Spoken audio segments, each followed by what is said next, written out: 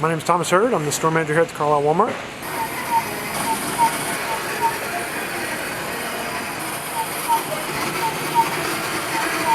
So the Bossa Nova robot is for efficiencies in the stores to help improve our associates' processes. It scans our side counters and scans for out of stocks, and then sends alerts to an application that our associates use to downstock merchandise from the top shelf to enable the sales that might be missed. We have a robotic scrubber that we use overnight. We usually run that about from 8 p.m. to 8 a.m. range. And then we'll just run route A, since it's extremely simple, we'll just go down that way. Hit run.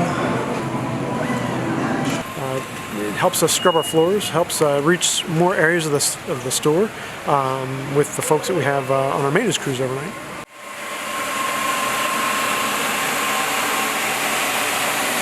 Pickup tower, yes, that's for customers, anybody using online pickup.